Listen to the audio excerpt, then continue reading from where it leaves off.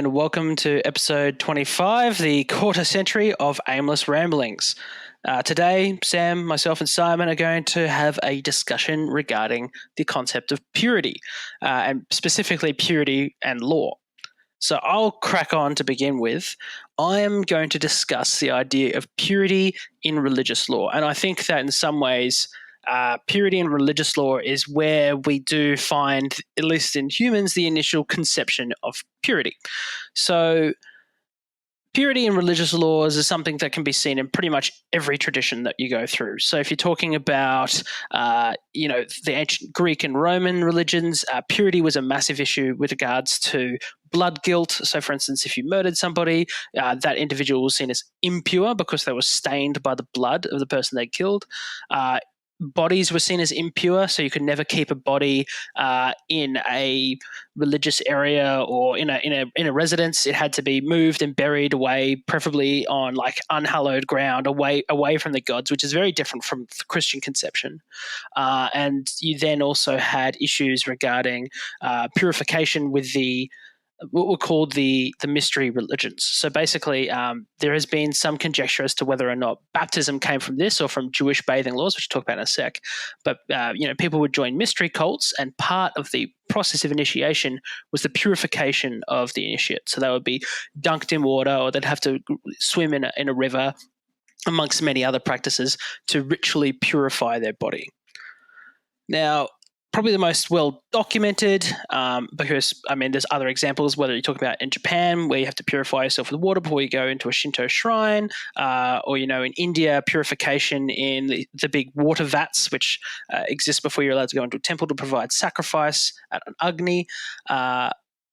With Jewish law, purification and purity is really taken to an extreme in some regards, because if you look at the halakhic codes, so the Jewish law codes, and the requirements, particularly in Leviticus, it's all about maintaining not just purity in terms of like a pragmatic sense, which I think is where it's taken from originally, where people talk about, people don't eat pork, people don't eat seafood mussels because they carried a lot of bacteria.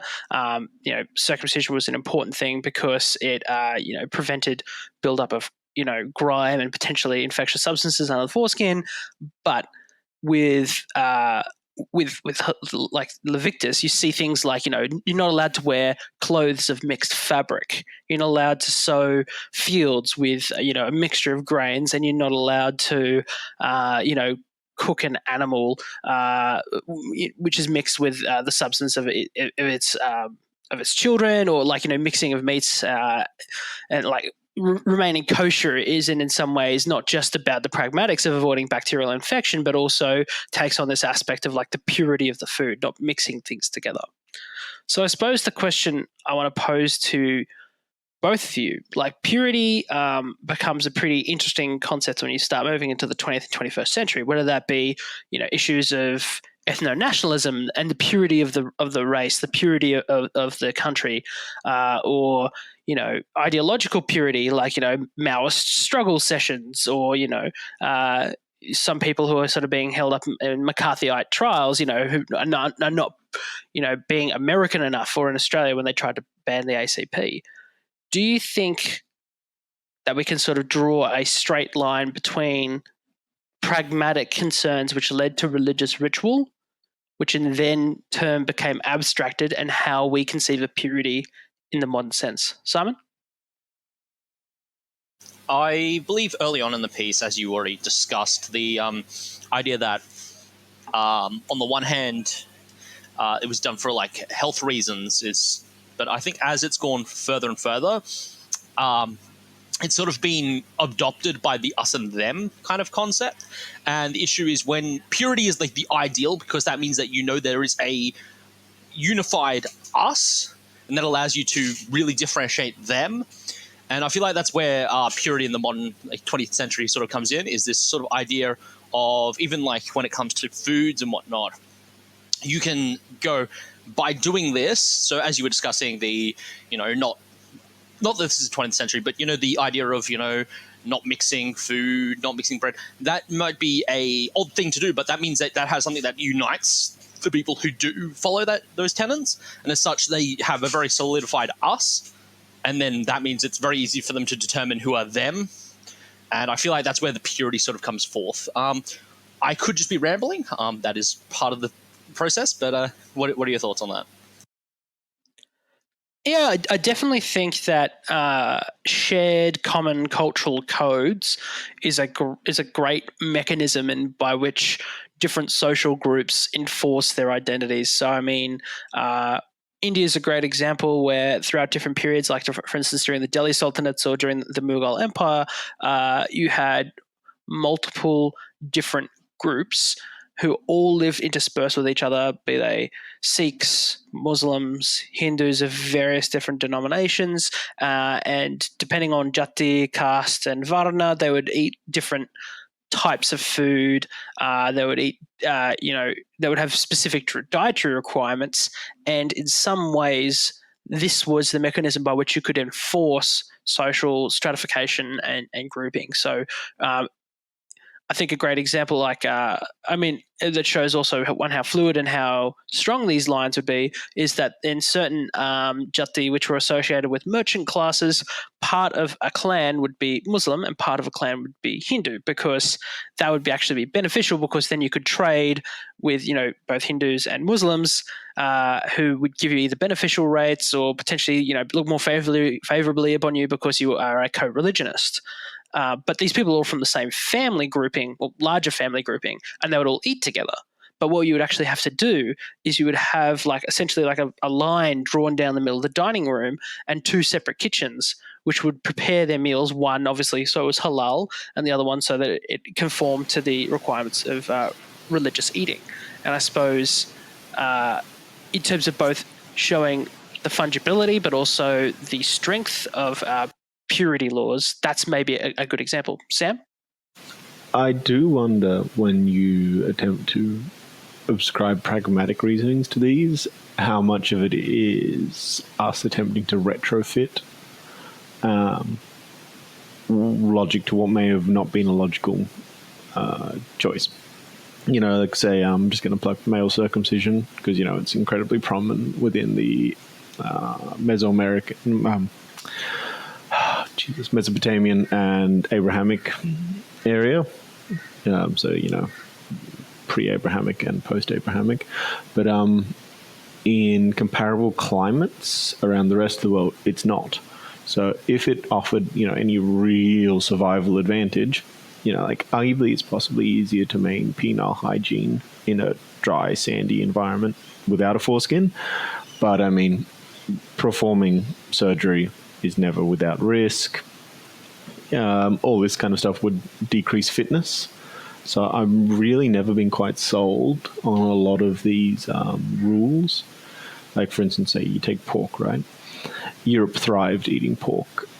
So if it was actually a pragmatic survival advantage to not eat pork or to circumcise, you would expect it would have been a larger uptake throughout the rest of the world. But when you see it just localized to such small areas, I mean, maybe Mesopotamian pork is bad, who knows? But you would expect to see these larger trends rather than very isolated pocket-like trends if it was truly a survival advantage. So I don't know. I don't buy entirely that they actually had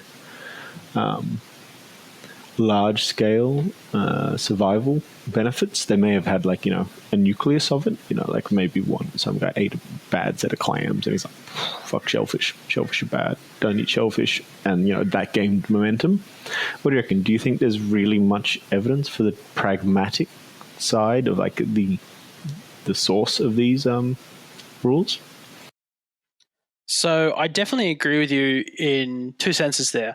One, I would argue that all of these laws may at one point have been pragmatic in one of two ways. Either they were pragmatic because someone had a bad experience, or there was a particularly bad example which resulted in religious or political leaders in a particular sense actually taking action, being like, we're not to do that anymore. And then also in the sense that, I suppose, as you get further removed from the event itself, you do the thing not because it has any sort of pragmatic value, but because it becomes a cultural artifact. And I think that modern attempts to shoehorn all Jewish or all Jewish is probably the greatest example because Jews in Europe and Jews in America have probably done the greatest work in terms of trying to justify Jewish beliefs and halakhic law in terms of scientific enlightenment, because that is in itself a cultural reaction because they wanted to make their religion seem rational. And I mean, it's the same thing you see with Christians or Christian Science and the movement there. People wanting to justify their belief in terms of rational concepts because scientific enlightenment principles have become dominant in that particular phase of the history. So I definitely think there is a bit of anachronism that goes on with religious post hoc justification for certain practices. Although talking about justification and purity, I think you have something interesting to Sam to talk about regarding alcohol. I got to say, Tim, you keyed up that segue absolutely beautifully, because I'm going to talk about the Reinheitsgebot, which is the German or Bavarian purity laws for beer, and just straight off the bat, like wine, very much so. Initially, they may have been able to have a justifiable reason for their existence. That does not exist anymore. And, we've just passed the 500th year anniversary of these laws. One sec. Sorry, I had to clear my throat. I was at the football last night, so I've got a bit of a hoarse throat. They brought about these laws in theory to reduce competition for grains with bread makers. So the law, other than just setting out the price, states that you can only use hops, water, and barley to make beer. And that's in part because things like wheat and rye were being competed with bread makers. So bread makers were struggling to, in theory, source enough wheat or rye to make bread because everyone was making it into alcohol and getting shit-faced. Right?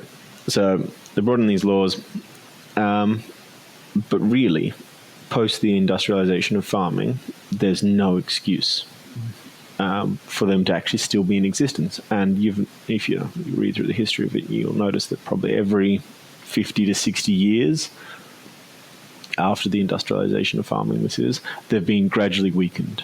In Germany now, this only applies to domestic beers.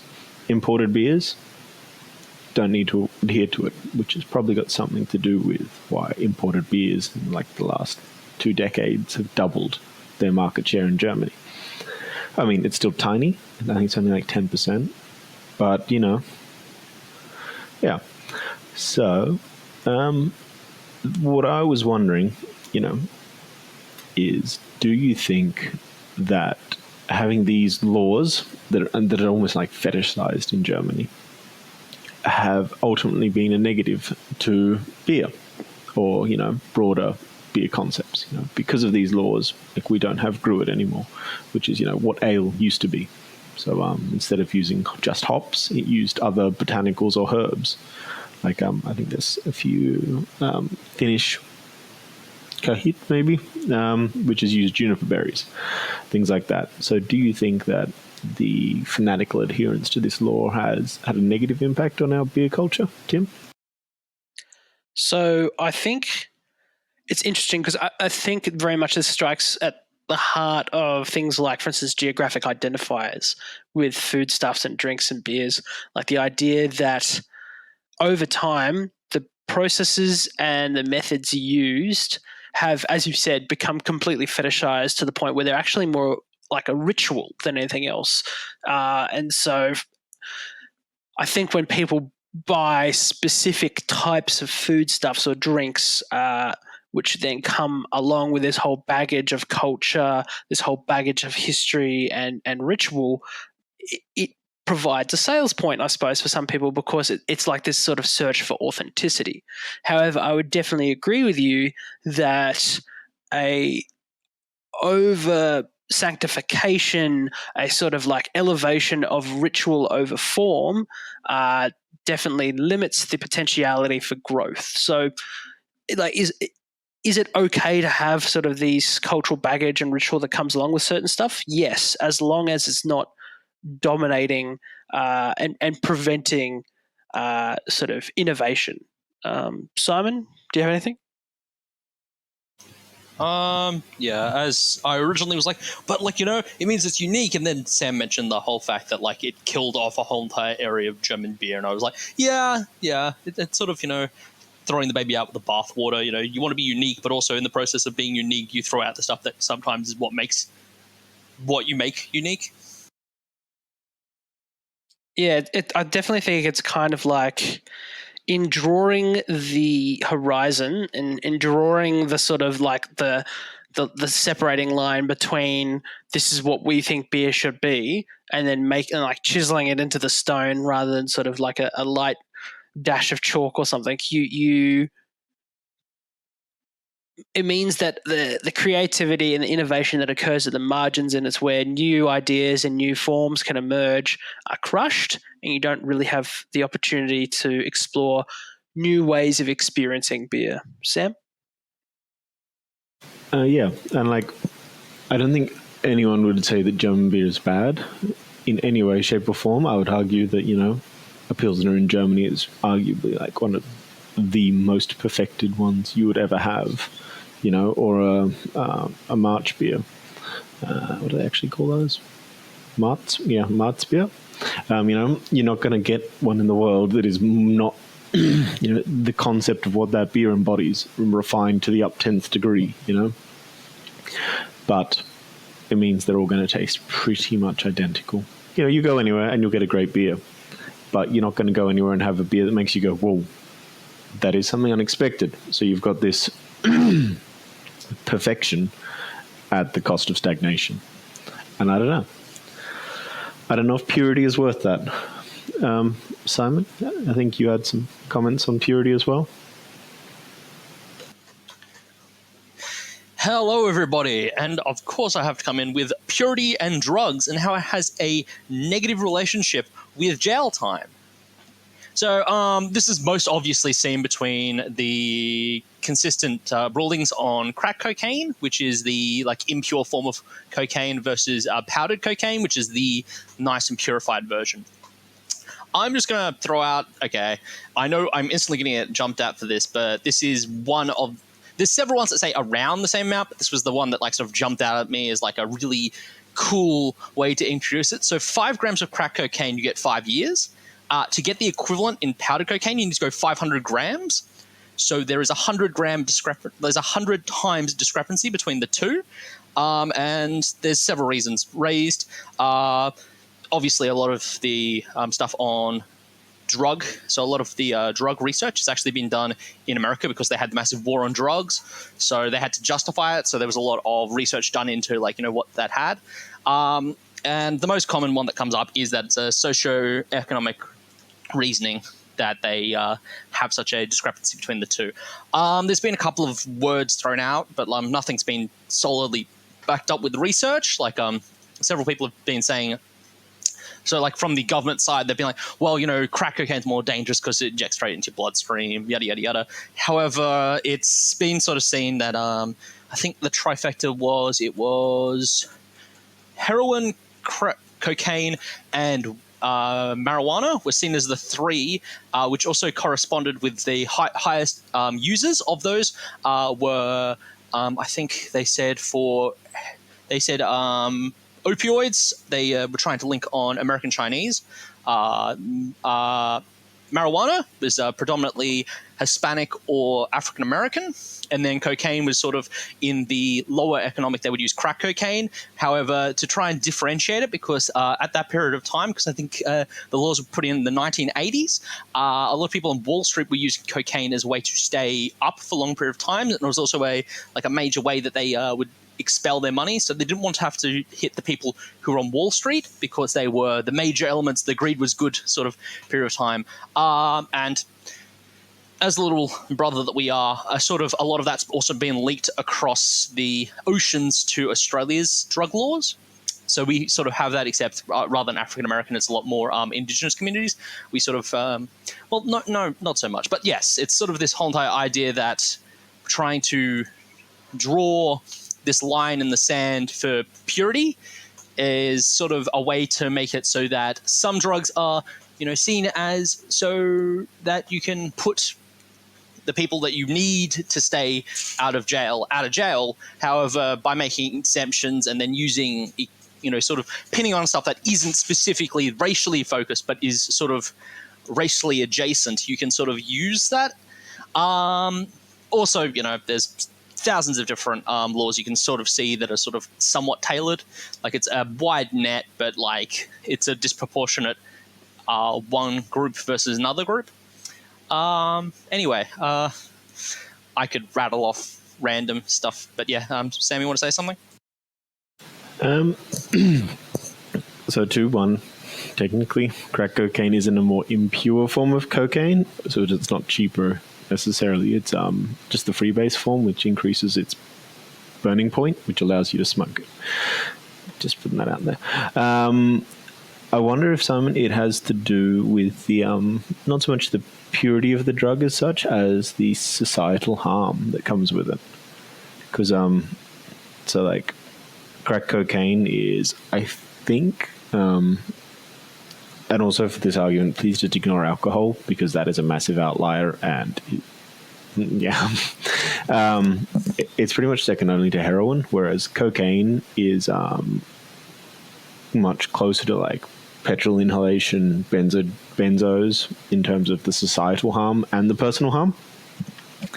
So it could be, just a difference in addictivity. I don't actually know whether or not there's any difference in it, but I assume that the more rapid and intense high that direct inhalation versus absorbance through the mucosal membranes would lead to a stronger addictive response to crack, which would lead to more of a societal negatives.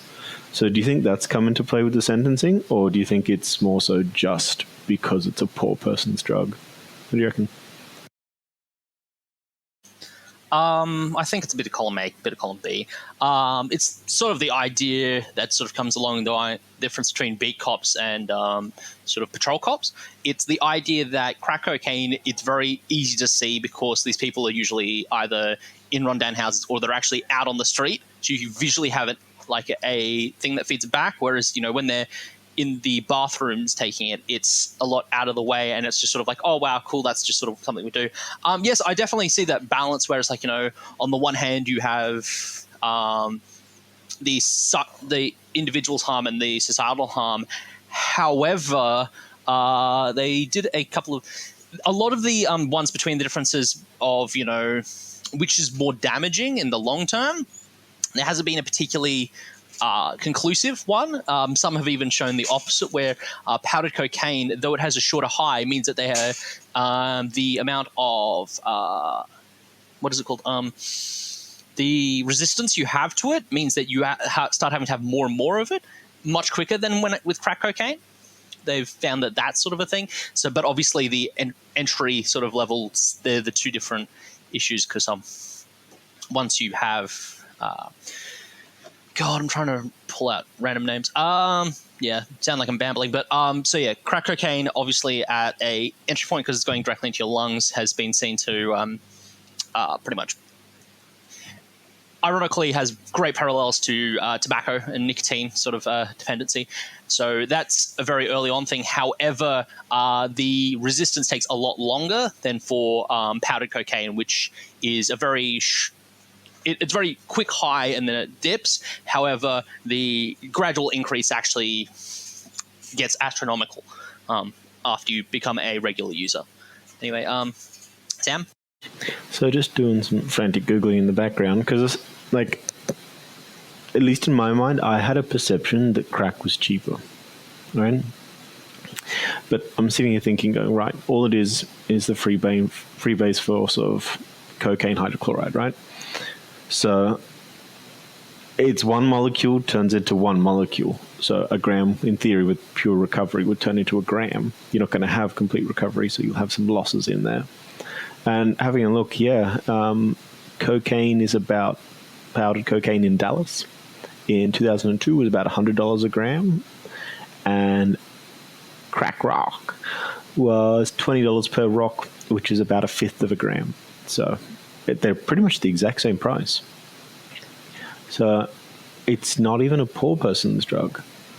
So, yeah, I'm really flummoxed. Why do you think, Simon, that it really does... Oh, Tim, you've got your hand up, so I'll throw to you, I guess. What's going on there? So I think with crack, part of the issue is like it's twofold. So Simon's already talked about like the intensity of the initial high, and also increasing resistance to drug use over time. So it means that the individual for less money can have a stronger high.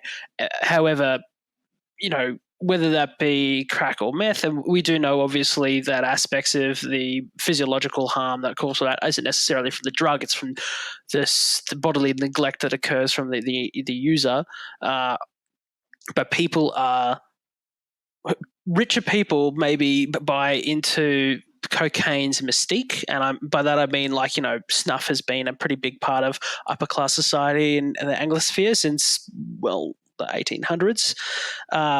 Whereas I suppose because crack has become associated with, in America, generally black, generally lower socioeconomic classes, in the same way that methamphetamines is associated with, low socioeconomic class whites, both in America and the US, so America and Australia, though they have become more heavily criminalized. And it's kind of an interesting one as well, though, because if you actually look at the anti-crack legislation, sort of at like the height of the war of the drugs under the Reagan administration, part of the arguments being made aren't necessarily just by white lawmakers. You've also got black pastors and black politicians and black members of the judiciary who, because they perceive crack cocaine as an attempt to enslave black people to a substance rather than to an individual, like they also spoke out against it. And like I suppose the religious ethic in this sense, for Christian blacks, is something that needs to be considered. Simon?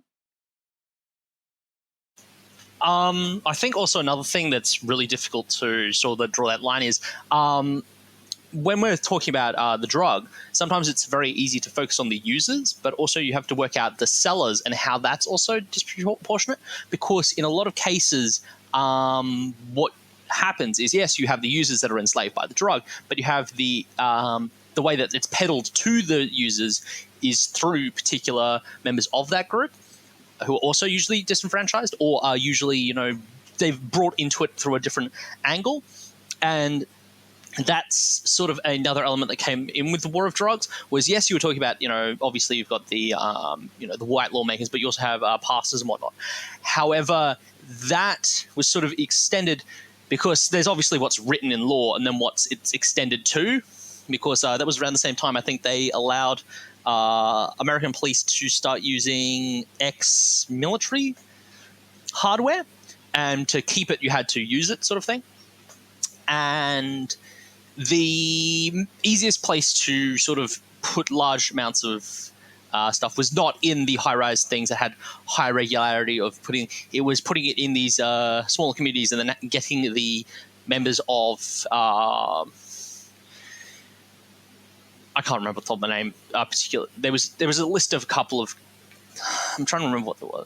There was a couple of different I'm going to say uniformed gangs that were sort of used as sort of a middle point through, and that's also a reason why I think Sam was mentioning, like, why was this high in crack cocaine going through and then not getting to think, is because, as Tim mentioned, there was that snuff box kind of idea that you want the crystal white kind of thing. So, but because they had to sort of purify it at a midpoint, that meant that the crack cocaine was being sold closer to the distributor, and I think that's probably why we have this sort of concept that, crack cocaine is seen as this poor person thing, is because poorer communities were the ones that actually had close connect. So it was this sort of balance between the price point and the accessibility.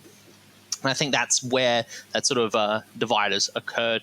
So I really don't know whether it's they were specifically focusing on the communities or if they were trying to focus on the communities to try and take out the distributors.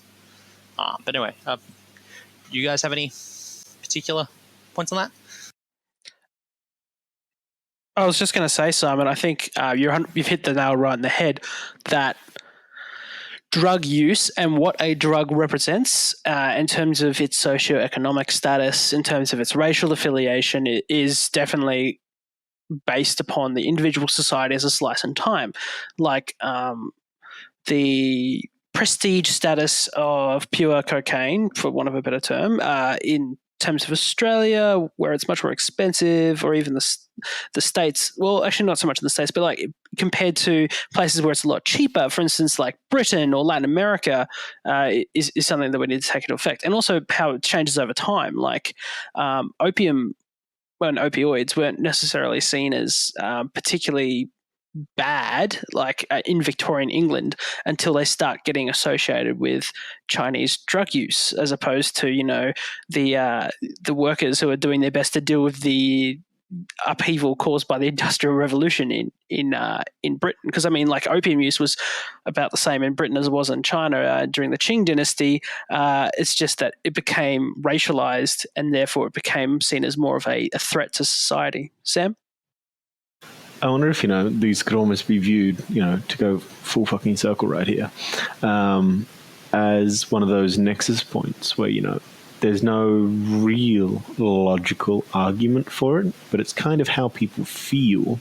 So you get this like cultural zeitgeist kind of thing going where like crack rock is bad, cocaine is less bad, or, opium is bad because the foreigner does it. Crack rock is bad because the poor people do it. So you get this like, pork is bad because poor people eat it. Circumcision is good because only rich people can afford it. And you get this weird little thing forming that if we lived in more superstitious times, possibly, in 2,000 years' time, there could be a book which dictates that thou shalt not smoke crack. However, cocaine on a Saturday night is permissible. Simon?